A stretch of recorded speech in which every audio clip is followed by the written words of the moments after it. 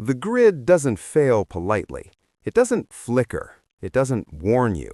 One day the power's on, the next it's gone. And it's not coming back for weeks. Not an hour, not overnight. Weeks. The kind of blackout where pipes split open inside walls, where grocery stores close and never reopen, where the only sound at night is the low growl of a neighbor's generator, and when it stops, you wonder if they froze.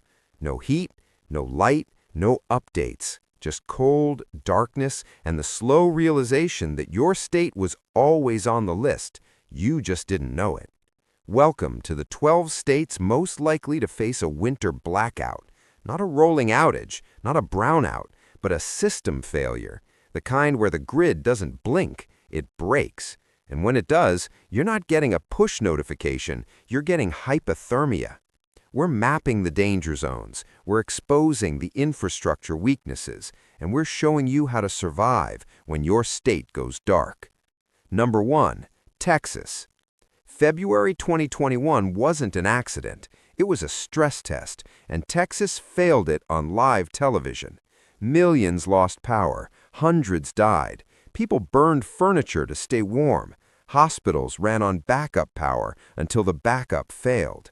Texas runs on its own isolated grid, ERCOT. No interconnections, no lifelines. When it fails, there's nowhere to pull power from. Cold weather froze natural gas wells, gas plants went offline, power plants lost fuel, and because gas infrastructure needs electricity to operate, the entire system collapsed in on itself. This wasn't bad luck, it was design. Texas is a closed loop with winter as its breaking point, and nothing meaningful has changed since 2021. If you live there, you're not planning for if the power goes out, you're planning for when. Number 2, California. People think of heat waves, not blizzards. That's the mistake. California's grid is stretched thin year-round. When winter storms hit the Sierra Nevada, transmission lines go down. Hydro facilities ice over. Mudslides isolate repair crews. In December 2022, winter storms knocked out power to hundreds of thousands. In mountain regions, outages lasted days. In remote areas, longer. California runs on long-distance transmission. When lines fall, cities go dark fast. If you're in California, winter doesn't need to be brutal. It just needs to be inconvenient, and the grid folds. Number 3, Oregon. In February 2021, an ice storm paralyzed the state. Trees snapped. Power lines came down across Portland and surrounding counties. Some residents were without power for more than 10 days. Oregon's problem isn't generation, it's access.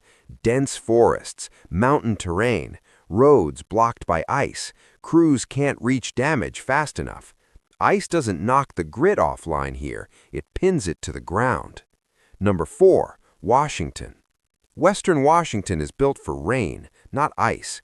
When freezing rain hits, the region shuts down. In multiple winter storms, power outages spread across Puget Sound as trees collapsed onto lines. Urban areas lost power. Rural areas were unreachable. The grid survives storms. It doesn't survive ice. Number 5, Colorado. High altitude, extreme cold, and sudden storms. In December 2022, a polar blast sent temperatures plunging below zero. Power demand spiked. Gas systems strained. Rolling outages were narrowly avoided. Colorado's grid works until the cold outpaces the equipment. When metal contracts, transformers crack. When roads close, repairs stop. And when that happens, the blackout doesn't care how prepared you think you are. Number 6, Montana. Montana doesn't lose power loudly, it loses it quietly. Extreme cold settles in. Temperatures drop to -30, -40. Equipment rated for normal winter stops behaving normally. Diesel gels, batteries fail, transformers crack under thermal stress. When outages happen here, they don't get fixed quickly.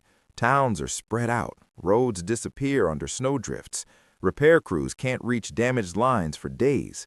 In past winter storms, entire counties have gone dark with no timeline for restoration, not because the damage was catastrophic, but because there was no way to reach it.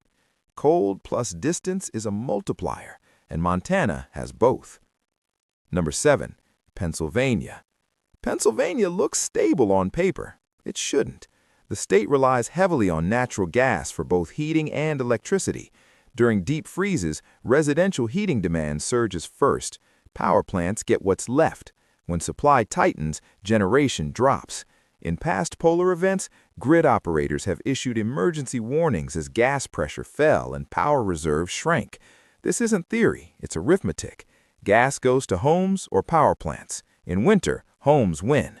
If you're in Pennsylvania, the grid's weakest point isn't weather, it's fuel priority. Number 8. New Jersey. Small state, huge load. New Jersey's grid is dense, old, and interconnected. When winter storms hit the Northeast, failures don't stay local. Load shifts from one substation to another until something gives. During major winter storms, hundreds of thousands have lost power simultaneously. In urban areas, repairs are slowed by traffic, ice, and underground infrastructure that's difficult to access. Cascading failure doesn't need a hurricane, it just needs cold and demand. Number 9. Arkansas. Arkansas isn't built for winter. When ice storms hit, trees snap, lines fall, and entire regions go dark. In February 2021, large portions of the state lost power during freezing temperatures. The problem isn't severity, it's readiness. Equipment isn't winterized, crews aren't staged. Heating systems assume electricity will return quickly. Sometimes it doesn't. Number 10. Tennessee.